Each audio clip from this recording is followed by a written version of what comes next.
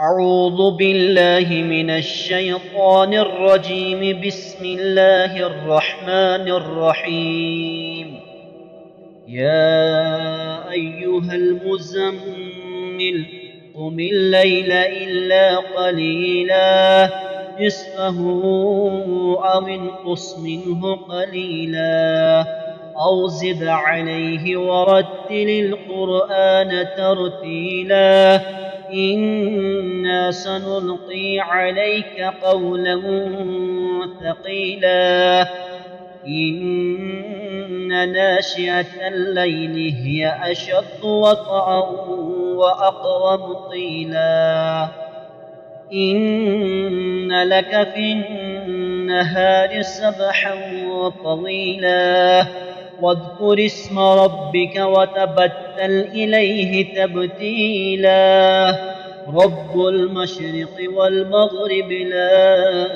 إله إلا هو فاتخذه وكيلا واصبر على ما يقولون واهجرهم حجرا جميلا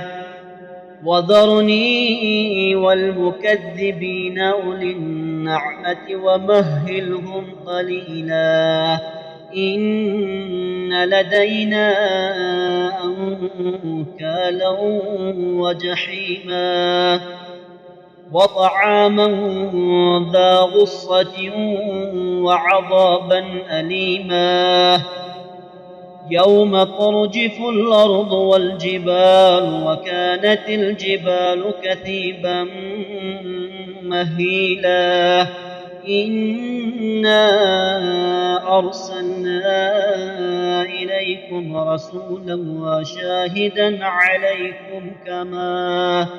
كما أرسلنا إلى فرعون الرسولا فعصى فرعون الرسول فأخذناه أخذا وبيلا فكيف تتقون إن كفرتم يوما يجعل الولدان شيبا السماء منفطر به كان وعده مفعولا إن هذه تذكرة فمن شاء اتخذ إلى ربه سبيلا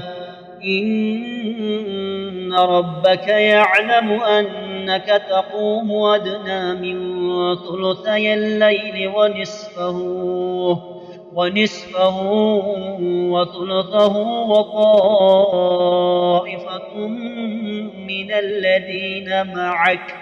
والله يقدر الليل والنهار علم أن لن تحصوه فطاب عليكم فاقرؤوا ما تيسر من القرآن علم أن سيكون منكم مرضى وآخرون يضربون في الأرض يبتغون من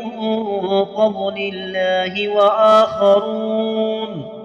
وآخرون يقاتلون في سبيل الله